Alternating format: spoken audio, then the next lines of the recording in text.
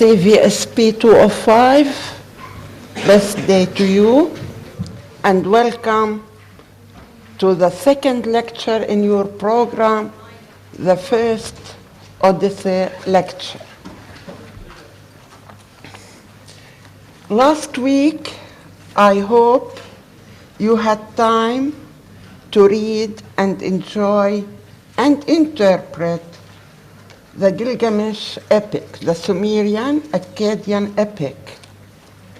You came to realize that epic, by definition, includes gods and men, or humans, or superhumans, heroes. Epics are concerned with heroes and gods. Epics narrate the actions of these heroes and their interactions with others and with the gods in poetic form.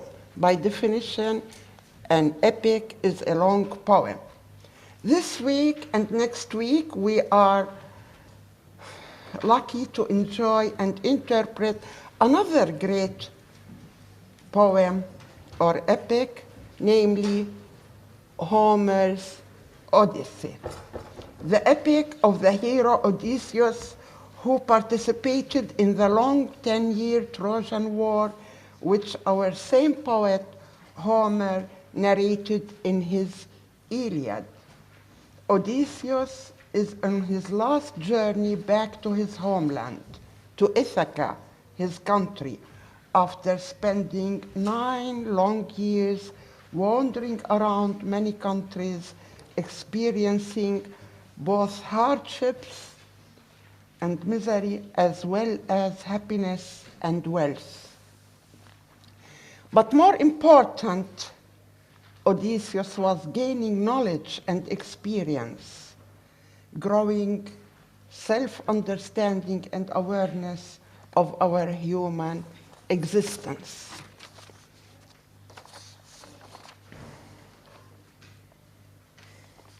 But before we proceed any further, I would like to share with you my working hypothesis.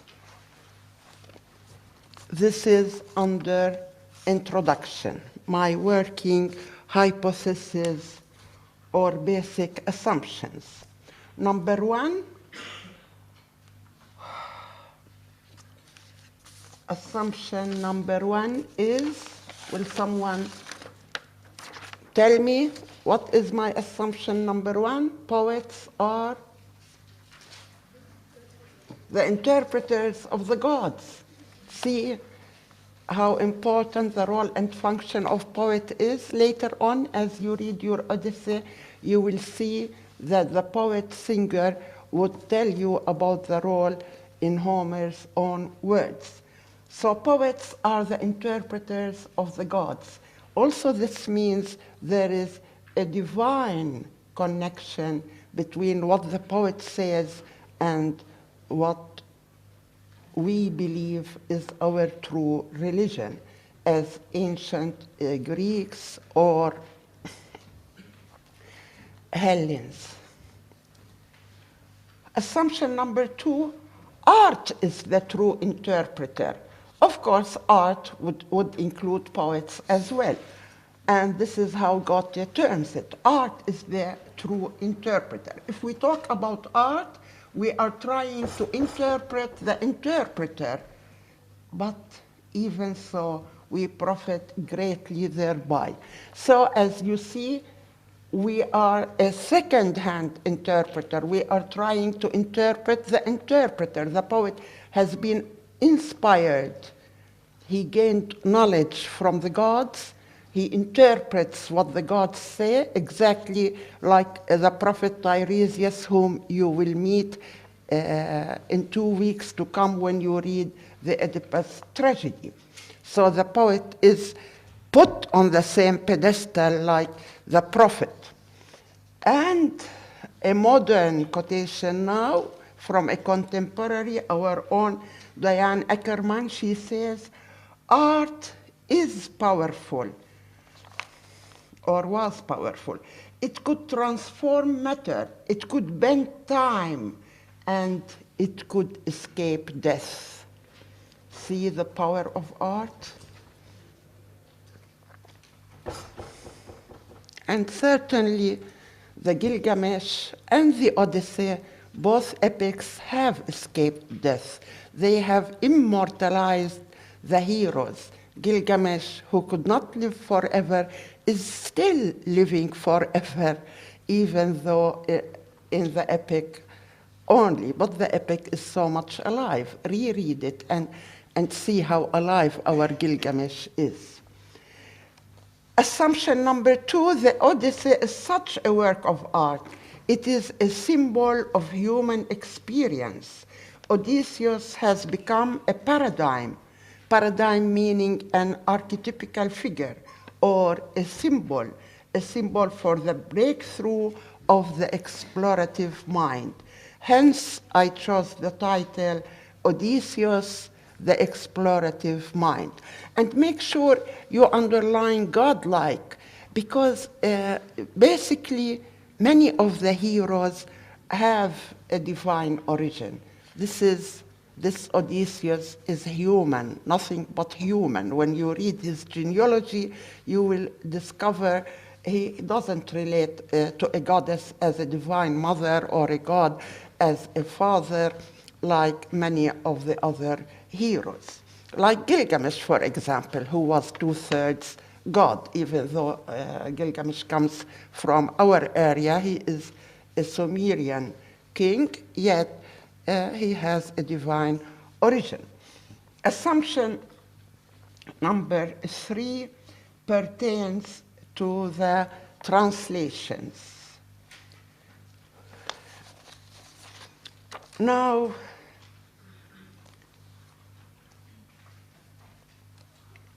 we read these great poems in translation. Unfortunately, I don't believe any one of us knows or studied Sumerian or Akkadian or even classical Greek. We are restricted to start with to read these works in translation. And actually, all through this semester, we are reading nothing but translations. So I decided from the beginning to draw our attention to the problem of translation. Because, for example, last week, we say we are reading the Sumerian epic of Gilgamesh, but we are not. We are reading Sander's translation of the epic. And in fact, there are many, many other translations. So, and they differ. And I'll give you examples later on. So we read last week. Hopefully we read. If we did not, please do read. Be up to date. In CS, you will not find it interesting. It wouldn't be rewarding unless you read your assignments on time. You try to be up to date with your readings, please. Especially at the beginning of the semester, you can afford that. So what we did, or we will do, is read Sander's interpretation, understanding of the Gilgamesh epic. And this week, we are reading Latimore's Odyssey. We always, even when I formulate questions in the final, in the written interpretation exercises, I would refer to Odyssey, book 2, line, I don't know what.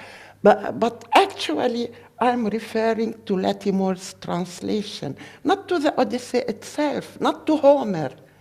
We tend to say Homer, but there are 1,000,001 translations of the Odyssey. So my thesis here is that all translations, no matter how honest, are in some way different from the original. It is the translator's reading and understanding his own interpretation and style. Yet, being an interpretation, it is an enrichment and a challenge. It demands from us readers a more alert, critical attitude and an honest attempt not to impose our position, our beliefs, our values or way of life on the text, not to judge the translated text as the original Gilgamesh or Odyssey, and not to judge them by our own yardsticks. In short, we must read empathetically within the framework of the specific text, within its cultural ethos, its specific times and place. We should try to do that as much as possible. Of course, again, I say we are handicapped, we are restricted within the limits of the translator. But if we have an open mind and keep this reservation in our reading alertness, then perhaps something will come out of it. Well, I'm not fond of generalizations, so let me offer you a specific example. How, when you have an open mind, I always joke with my students, it's an old record of mine. We approach our CVSP and preferably all our readings in all our courses to start with an open book, open eyes, but most importantly, open minds, open, alert minds with critical abilities, okay? So let me try and give you an example from the text we supposedly read last week, even though Gilgamesh is never dead and buried. By the end of the semester, you will realize you will start to understand that epic better. All right. The lecture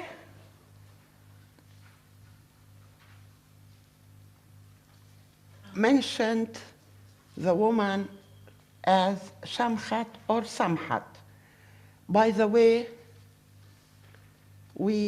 she doesn't have a proper noun name in our translation. Sanders just calls her either the woman from the temple, as it was stated, and I commend this, it was stated on the fly sheet, harlot between brackets, woman from the temple. And this is an honest quotation from Sanders' translation. But then, you as readers, weren't you surprised a bit when you saw harlot and temple? Is this not a contradiction in terms? How can that be? How can she be a harlot and belong to a temple? Actually, she is a priestess.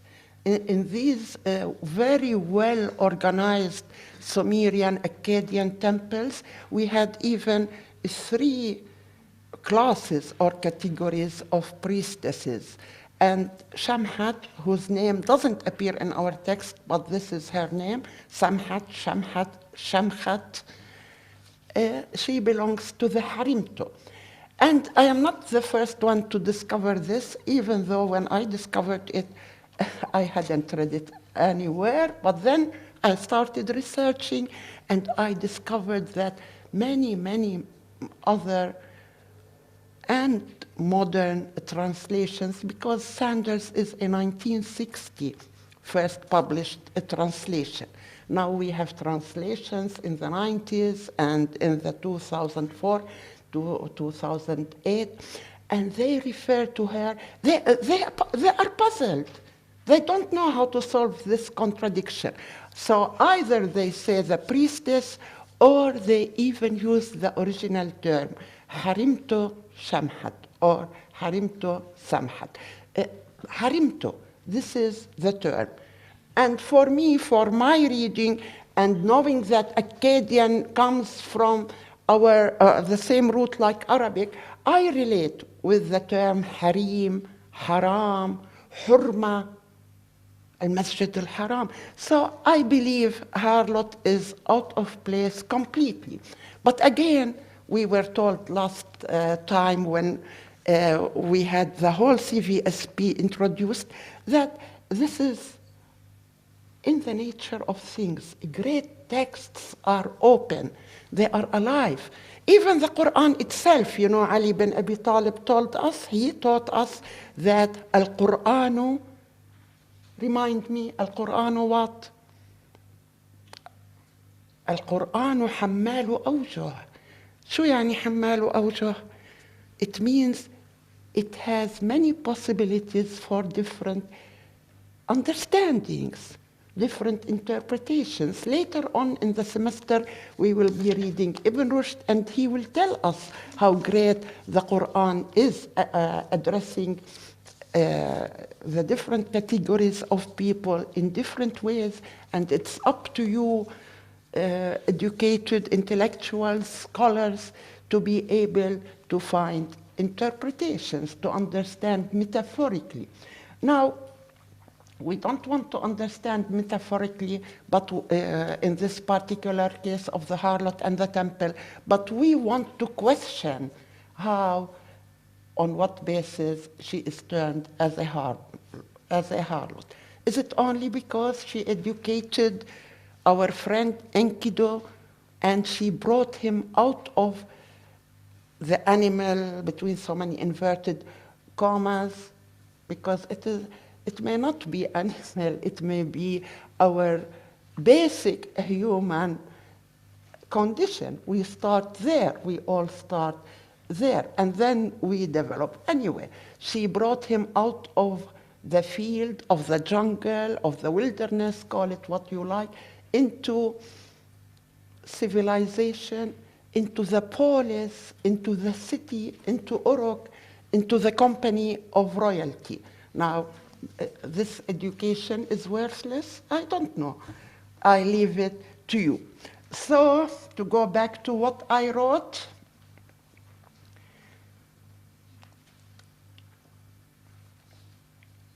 this probably, I say, probably hooked your attention, this contradiction in terms between temple and harlot or prostitute. Because by definition, the temple refers to the divine. It is the place where we go to worship or connect with the gods. And harlot, I don't need to identify. You all know what she or it refers to. By the way, harlot or prostitute, you know, originally prostitute was used for men, not for women. You can check that.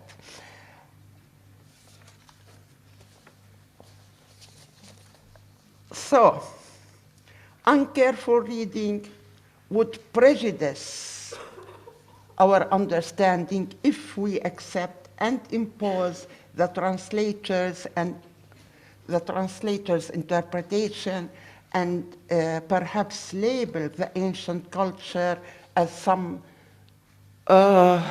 researchers, some articles did label the ancient culture as as backward, as primitive, and some other terms, barbarian.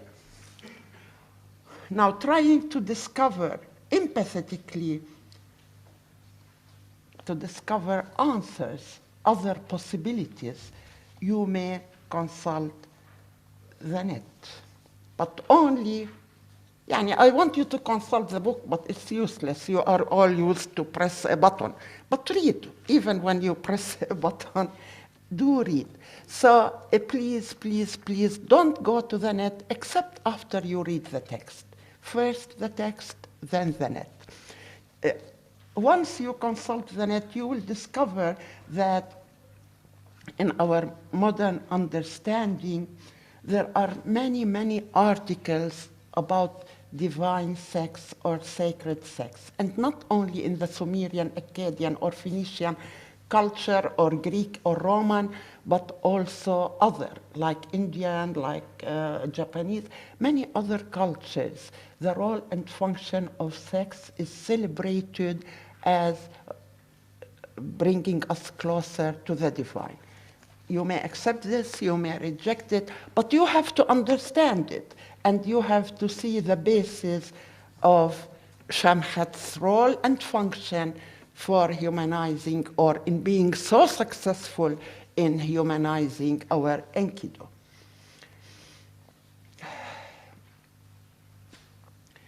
Like I said, many modern translations avoid completely this term harlot.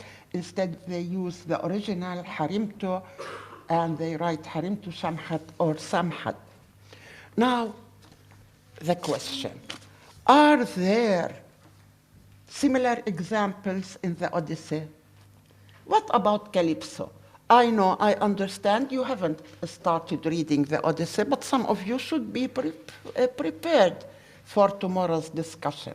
Calypso, there is a glossary at the end of your Odyssey.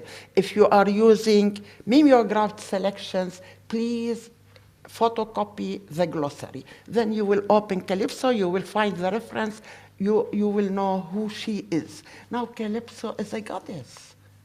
A minor goddess, okay, but she is a goddess. So read the episode, Calypso and Odysseus, and see if she is in any way similar to our harem to Shamhat or not. Why should Shamhat be degraded, downgraded, and Calypso sympathized with? Because of the translation, I think, but with the reservation that I don't read the original Greek, nor do I read the original Sumerian. Okay? So now, no reading is better than the other. But that was an exercise to show you that we are reading great texts.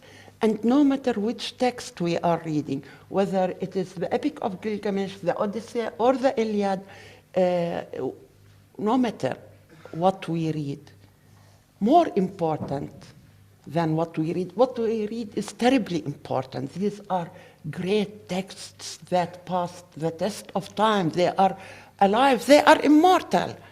But, or at least that's my guess. I don't know if people later on will get rid of them. But so far they have proven their longevity, to put it this way. All right, no matter what you read, what you read is significant, important. But more important than what you read is how you read what you read. And I just gave you one example of how I read the Gilgamesh. In fact, the woman becomes a harlot only with Enkidu's curse. He curses her, and if you read the curse, he will make her what we understand nowadays, the role of a harlot. So make sure you approach the text always with open eyes. Don't read one-eyed. And today I have problems with my right eye, so I'm trying to read with both eyes. Let's read with both eyes, or 10 eyes, or whatever, okay? Open minds and alert critical attitudes.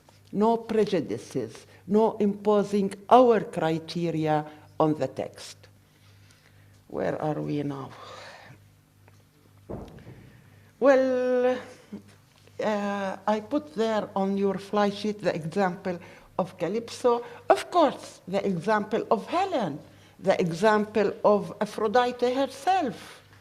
You know, Aphrodite was snared in your Odyssey. You may read the episode. She was snared by her father because her husband was complaining she's having a liaison affair here and there. And the last affair was Ares, the god of war. So get to know all these cultures. I haven't seen anyone referring to her as a harlot, neither to Helen. And look at Helen. She herself, in our text, in our Odyssey, she herself confesses, I put the quotation on your fly sheet, she herself confesses to the fact that it was her who went willingly with Paris. And of course, it was Aphrodite, friends. She put this in my heart. She is not termed as a harlot. She is not punished. On the contrary, she and Menelaus, her husband who accepted her after the long Trojan War, 10 years of war, they are rewarded and they live on the Elysian fields. All this, unfortunately, we don't read all of the Odyssey, but all this is in our Odyssey. Okay? Having said that I could spend the whole lecture on this with other examples, but I leave it to you to find the examples yourselves. However, I put Helen Clytemnestra, of course, but she is punished by her son, as you read on the very first page of the Odyssey. However, I haven't seen the label harlot attached to any one of them. Now we move, after the introduction to our Roman one, the context, content. It is promemoria, okay? Because many of us have an idea of what these Greek epics are like. They were produced as children's books, and I think some of you saw films and so on. But promemoria, the Trojan War comes from the elopement or kidnapping, depending on how you look at it. Either Paris kidnapped Helen, or Helen eloped with Paris, leaving her husband. I leave it to you. And of course, there is a myth.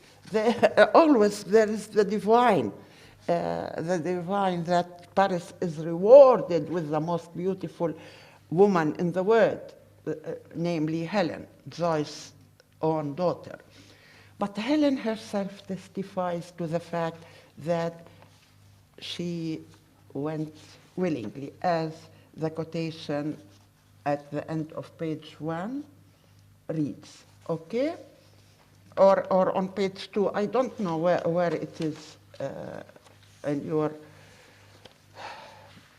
maybe on page 2, when Helen says it was Aphrodite, friends.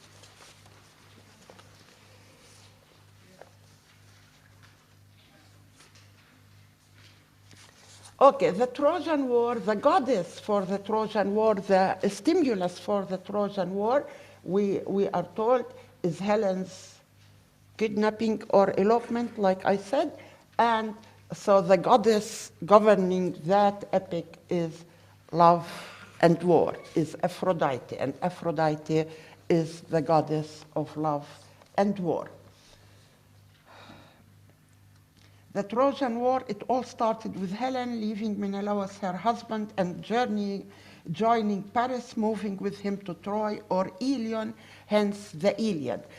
You know, the Iliad is relevant or relative to the city, Ilion or Troy, whereas the Odyssey is relevant or relative to the hero, Odysseus. Interpreters, translators, differ in their evaluation, so you will be in good company whether you side with this or that understanding or interpretation.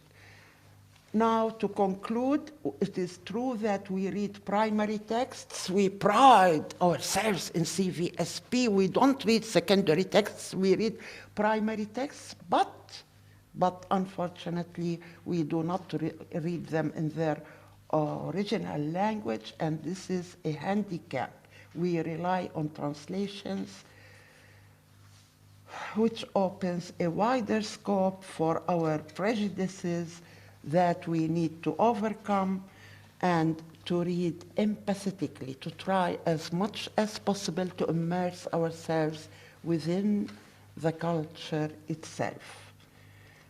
So we counterbalance the translation's drawbacks by our alert, critical, sensitive reading. Okay? Now, item number 2 and number 1 is the Trojan War and Helen and Aphrodite. You know, I just give you a taste of the thing, because each one of these items deserves a full lecture. Item number 2 is what? You tell me. Item number 2 is now the homecoming. Who is homecoming? Odysseus and those heroes who were not slain, who stayed alive. They looted Troy. They got some women They enslaved many men, Trojan men, and some of them were killed. The great hero Achilles, or Achilles, of course, was killed. So it was Hector. So some of these homecomers, or two of these homecomers, appear in our Odyssey. One of them, the hero himself, after whom the Odyssey has been named, Odysseus, and the other one is Agamemnon. Agamemnon's tragic homecoming is quoted as an example of how bad our behavior can be. Treacherous Clytemnestra. She took a lover, Aegisthus, and when Agamemnon showed up, she thought he was dead. When he showed up after a long time, after so much hardship in the siege of Troy, but he showed up with his mistress as well, Alexandra. He got a Trojan princess as a mistress. Anyway, be this as it may, Clytemnestra and Aegisthus killed him. And then Orestes took revenge. And this is how it starts. It starts by Zeus saying, look at you humans, how foolish you can be, putting the blame on us gods. But who is to blame in this case? Clytemnestra, Aegisthus, treason. You get the point? Okay? So, again, you will look into the matter and see the relationship between the gods and the people.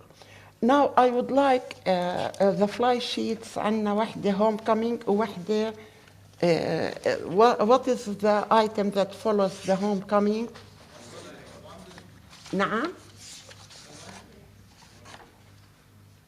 The wanderings. Okay. Whose wanderings? Odysseus.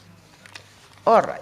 So Odysseus spends 9 years on his homecoming.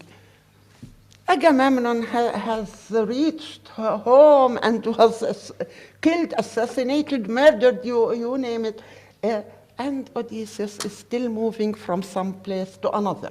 Now, you want to question that. Why did it take him so long? Maybe because he's curious. That's why I put the title, The Explorative Mind. And I will try to support my thesis that he himself, whenever he hears of anything, he wants to explore, he wants to learn, he wants to know. And if you look at the very first page, tell me, Muse, of the man of many ways. And many ways doesn't mean the physical journeys only. It means also the versatility, the mind at work, okay? So now we are moving into the Odyssey, and whereas Aphrodite dominates the Iliad, the Odyssey is dominated by another goddess, not God, and her name is معلوم, no other but Athena. Athena. Aphrodite is love and war. Like our Ishtar, Astarut, Astarte, Ainana, Anat. But Athena is what? Goddess of what? I made a mistake. I plead guilty.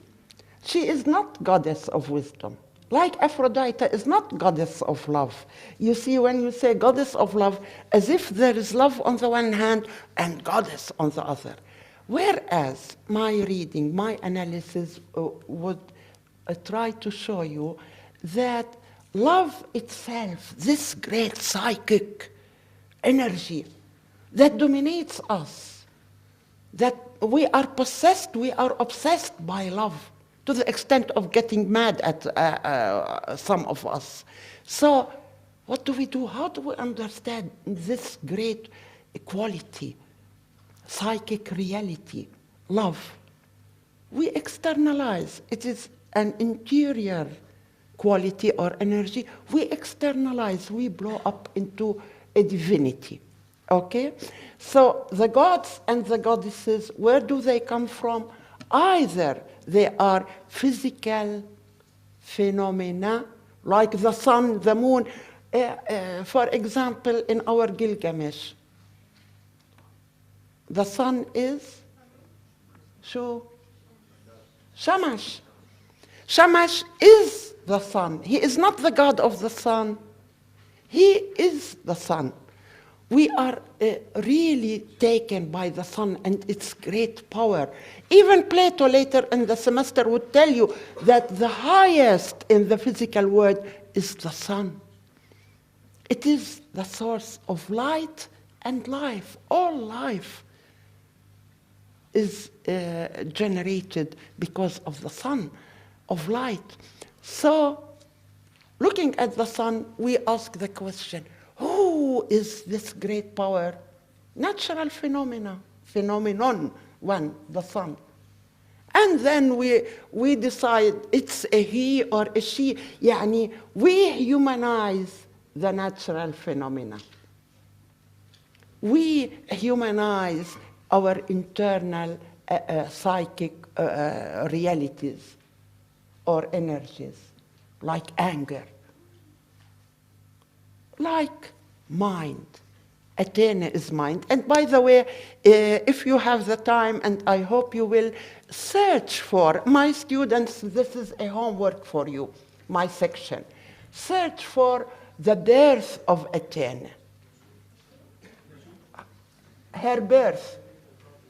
Her mother delivered her like you and me normally.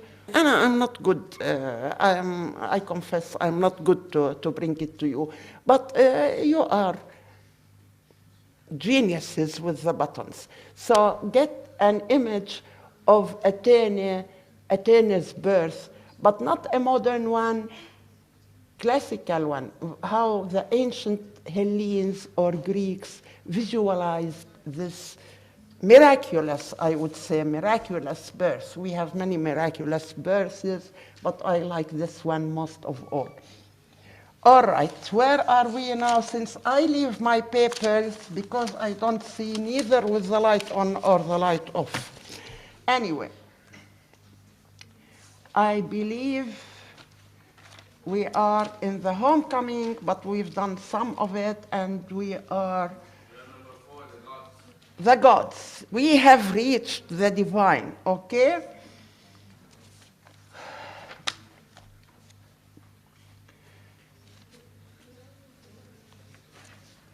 By the way, I usually say with the travels, with his travels all around the Mediterranean, I say perhaps some of you one of these days would like to cruise around and discover the lotus eaters and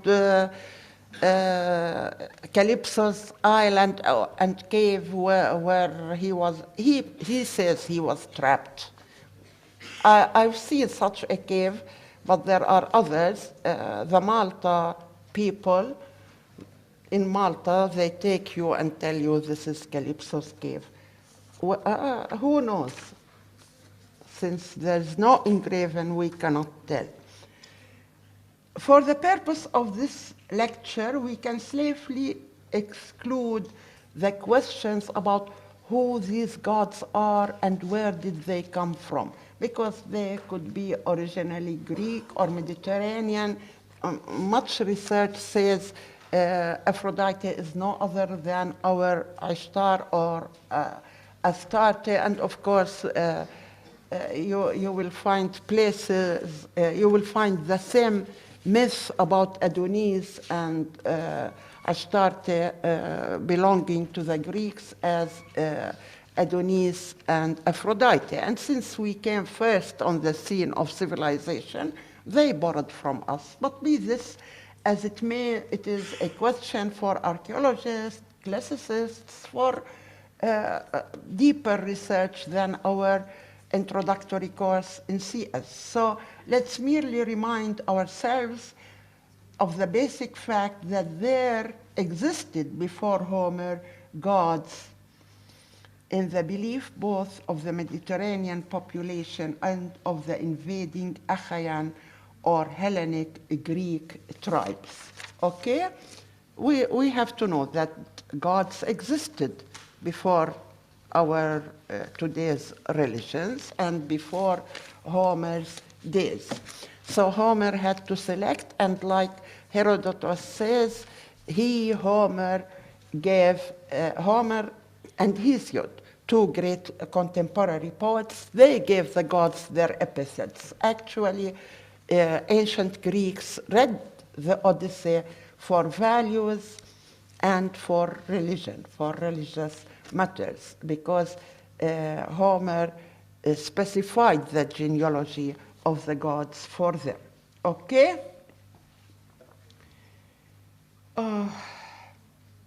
He assigned these gods their epithets, their attributes or adjectives, and their functions and honors. This implies that his role was to select, omit, add, or transform the traditional raw material. Now, this basic Greek assumption or axiom that gods and men sprang from one source, as Hesiod puts it, so Zeus is father of mortals and immortals alike. This is one of his ever-recurring epithets in our Odyssey, father of mortals and immortals alike. This blood relationship, if you like, indicates the similarities between humans and the gods. When you read and analyze the behavior of these Homeric gods, you will realize that they share a lot of our human characteristics. But there are also differences which show clearly that these gods are exempted from the limitations of the mortals. Three basic differences should not be forgotten. One, gods are immortal. And immediately maybe you are reminded of Gilgamesh's anguish, deep anguish to become immortal. So we put on our gods what our most cherished dreams, what we ourselves would like to be and cannot be, like immortality. Also, the gods can change their shape anytime and appear to us in different forms. Remember the famous example of Zeus transforming himself into the most beautiful white bull. Do you know the story of Zeus transforming himself into the most beautiful white bull? Only. Who has his hand up? I saw 2, 3. Okay, with a lady. Yalla. معلوم. From where? Yes? From here. Yes, from here, but not from Beirut. ولا from this stage. From where, Ibni? From Tyre. Our Tyrian, our Sur princess, most beautiful princess, Europa. He loved her. She resisted. So he changed himself into the most beautiful white bull, and he let her caress him, and she was so vainglorious because all her friends were envying her. And so one day he let her ride him, and he vanished with her. And remember, where did he take her? He took her to when? ولك ابني علي صوتك. لا مش Cyprus. Thebes. When we read our Oedipus in 2 weeks to come, the tragedy of King Oedipus, remember Thebes, Qadmus, her brother, established this city-state, Thebes, because he went looking for her. She was hidden. Zeus hid her. Be this as it may, it's a long myth that you may be interested in another homework on Europa. But we are proud, at least to allow you to be this proud that Europe, modern Europe, which colonized us, pretends to modernize us, wants to democratize us, whatever, took its name from us. And I used to have to show my students 2 euros with the bull and Europa engraved on them, يعني metal euros. I don't have them anymore. شو بعرفني لمين أعطيتهم. Anyway, so we said he tricked our lovely Canaanite Phoenician princess Europa and abducting her to Greece, Thebes, thus giving Europa a Phoenician, giving Europe a Phoenician or Canaanite origin. Now we move to 3. The gods are also free to move around the earth among men and to be near them or to seclude themselves to their remote and exclusive Olympian abode where they meet and live in a patriarchally conceived or organized community under Father Zeus. So, immortality, transformation, disguise, freedom of movement, these are the basic distinctions that separate the divine from the human. Other than this, we are so similar to our gods. We invented them. We created them in our own image. And this is my thesis. I've attended many lectures where we are told that I don't want to use any terminology. I don't want you to remember it. I want to propose to you my own thesis. My thesis reads, who will read it for us? Who are these gods? Who will read it for us? You found it? Did you find it? يلا ما ضلش وقت. These gods are divinized human qualities or natural phenomena or human beings, because we know in many cultures the ancestors, if they were heroes, they are divinized, okay? So this is what they are. You found it? You found the reference? Or not yet? Man recognizes, under 4, man recognizes and represents himself in his gods. Self-evaluation and self-elevation. The Homeric gods are divinized human beings rather than anthropomorphized gods. And then all men need the gods, and moral values and responsibility, moderation, lawfulness, justice, recklessness, all come from the gods. And here I want you to remember the what is given, the Moira. What is given? It is not destiny, it is not fate.